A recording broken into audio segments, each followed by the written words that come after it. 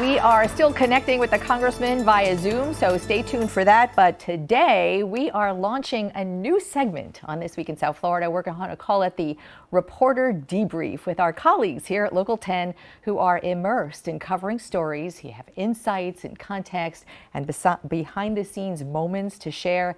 And this unfolding migrant crisis in our backyard is just the beginning. So first up, at the table, Hatzel Vela has covered especially Cuba immigration issues literally for years. Yes. And some of those years spent manning Local 10's Havana Bureau. Janine Stanwood has reported on the front row of border crossings by land, sea, and air as recently as you know, right now. And so, Janine, we miss you kind of at the table today, but okay, we're all together. And I think it's such a great opportunity for viewers to be able to hear what you all have seen. So, Janine, since you're there, let's start with you. I mean, you're working this morning. There are landings this morning.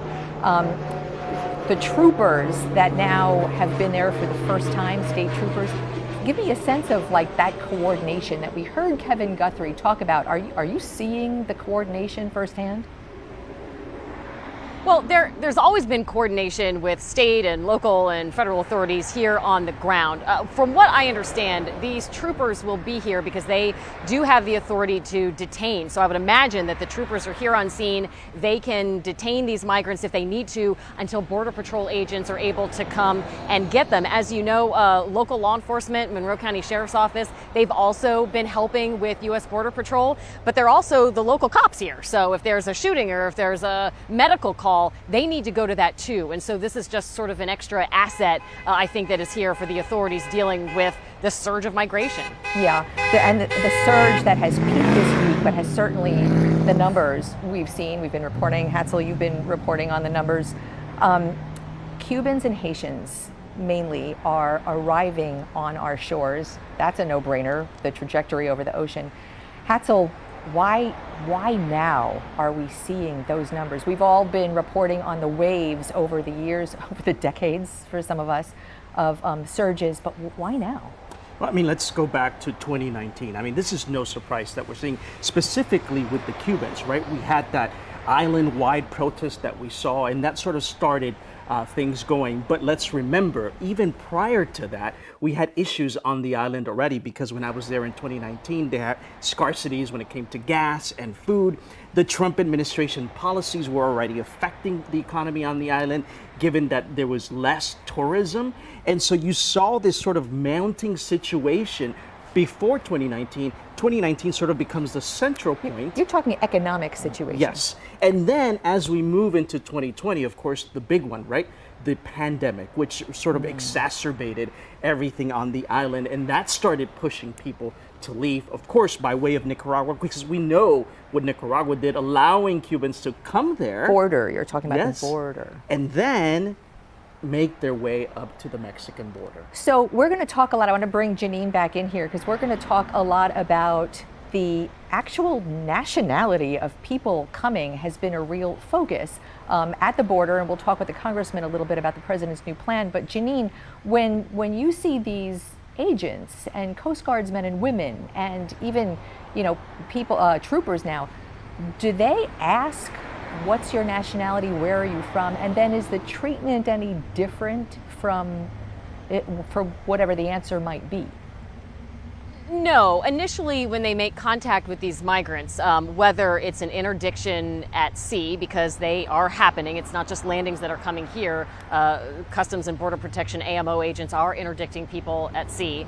Whether that's happening, whether they're coming here, first and foremost, the agents are just making sure that they're okay. A lot of them are trained EMTs. They have water, they have blankets and things if need be. Then once they do that, and they sort of make sure that everything is good and there are no weapons and no things like that, they take them here to the Border Patrol station, typically, if there's room. Lately, it's been a little crowded because of what's been happening. And then, yes, a lot of times then they're asked if you know, why they're coming here. And many of the Cubans will fill out what's called a credible fear claim. And they fill out this paperwork. And if they have family that they can go to, and after they are fingerprinted, if there's no criminal history, many times they are then released to family here in South Florida. So, Hatzel, because of the Cuban American Adjustment Act, and various layers of policies and maybe more subtle, not such written policies. You know, the fact that someone comes from the Castro dictatorship is an automatic stay in many ways, and that has a lot of levels, but it's kind of been a special law for Cubans since the 60s. The exile community here, many who came in the 60s, were political refugees. The people who are coming now and you know, arguably since the 90s, will tell you themselves it's not politics driving, but the economy and wanting to do better and have opportunities. So how does that work now that the president says Cubans and everyone else just go back if they're illegally here? What's interesting, and the same question that we keep getting, is what happens to these folks coming by sea? Because remember, before we used to have wet foot, dry foot, which allowed them to get parole as soon as they touch land. Not so much anymore. In fact, I was talking to a friend of mine. That's over? Yeah, that's over. And so I was talking to my friend Willie Allen, the great attorney, the immigration attorney, who says if they arrive by sea now they're giving deportation orders. What does that mean? That means that now they have to fight. They have to file for asylum and fight to stay. They're not automatically guaranteed to stay, which means a lot of the folks that we're seeing coming from the Keys, it's going to be tough for them because they have to. That's the law for everybody. That's right. Everyone can ask for asylum from wherever they are. And so that changes the dynamics for Cubans. However, we did see so many Cubans, close to 300, reach the southern border. That's been different because some folks there have been given parole, which sets them at a different situation than the ones coming by sea. So I'm going to guess that politically speaking, that's going to be, if it isn't already, that's going to really be a focus for a lot of people, especially in our town. Janine, the president's order specifically, it seems like, talks about people crossing the border. It doesn't say anything about coming by sea. And in fact, part of the directive is to, the government of Mexico has agreed to take back 30,000 people who might have been crossing illegally, turned around and returned, Cubans, Haitians, Nicaraguans, Venezuelans. So does this order, or how does this order apply to people coming by sea, or does it? Has anyone there? It doesn't seem like it does. Yeah, at all.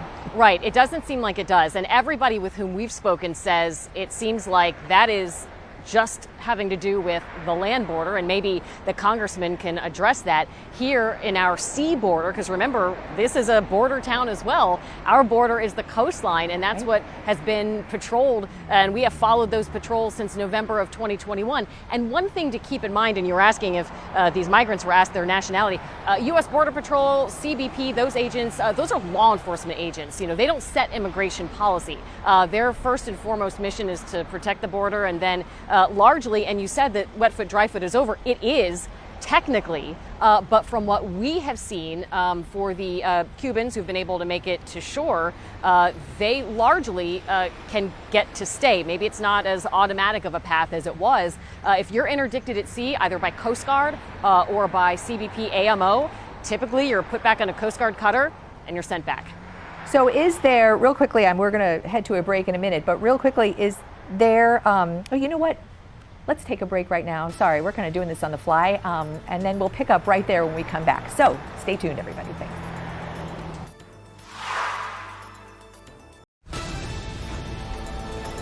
All right, we're back. We are back with our reporter roundtable, Janine Stanwood and the Keys, Hatzel, Vela, right here in the studio. Janine, we were talking about in the last break whether the president's order and the new border policy would it all apply to people who are coming across the coastal borders. You were saying that the people there in the Keys don't think it does. So I guess the next question is, do those people manning these operations in the Keys feel like that may spur more people to take that dangerous sea voyage, knowing that it might be better to stay than if they tried at the border?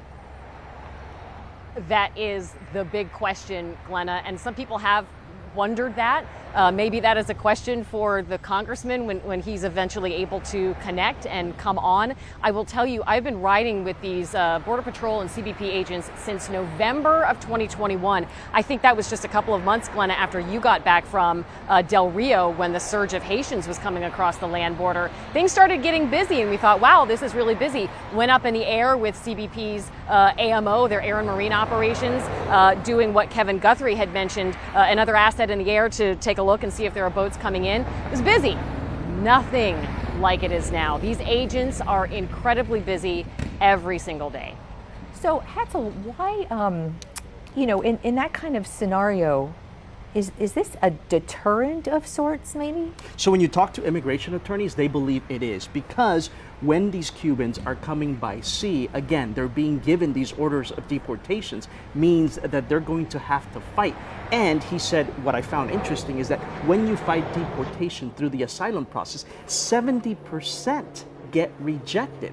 And so what he thinks will happen is... Okay, before you go on, 7 out of 10 people who apply for asylum are denied. Yes. Okay. And so what he believes will happen is because these folks, Cubans particularly, coming by raft on in the Florida Straits, they're going to eventually start spreading the word that if you do come, it's not just a simple arrival and then you get to stay. It is fighting to stay and possibly being deported.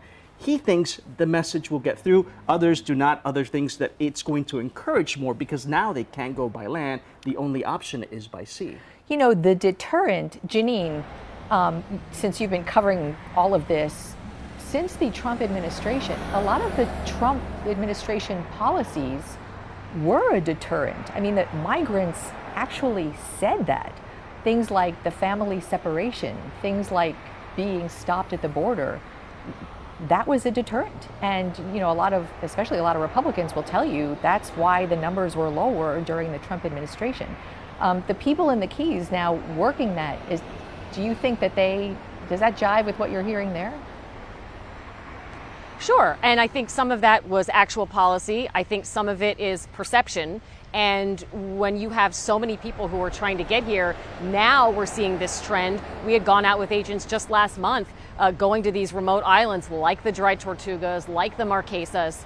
There are not as many people patrolling out there because the Dry Tortugas is 70 miles west of Key West. That is a long haul. These agents can't be everywhere. The Coast Guard can't be everywhere. And so I think maybe word spreads. Hey, we are coming. They're treating us well. And many have told us, and we have done so many stories and spoken to so many of these migrants, they know that there are risks. They know the warnings, but many have told us that it's better to die at sea than to live in Cuba. To die at sea than to live in Cuba. Hatzel, Vela, you have lived in Cuba, and would you hear that as a political statement or an economic statement, a social statement, or perhaps all three? I think it's all three, but for the majority of folks on the island, it's all about economics. It's all about survival. It's all about being able to feed their families day by day. In Cuba, when you live, it's a day-by-day experience. You're trying to find survival, you're trying to find food on a day-by-day basis, and that's why we're seeing the amounts of people coming to the United States, because they just don't see any resolution. In fact, when you talk to Cubans on the island, they say they have lost hope. And when you talk about losing hope, I mean, that says a lot. And would that apply in some level to Haitians as well, and to Venezuelans as well, and from other countries that are racked with violence and poverty? It applies to Venezuelans, Haitians, and Nicaraguans, because we know all those three countries have been rocked by instability and continue to be. And so what we're going to see is the continuation of that situation. Hatzel, Vela, Janine, Stanwood, can I say how much fun it is to have you all together here with us, and your insights and experience are invaluable, and we're going to do this again.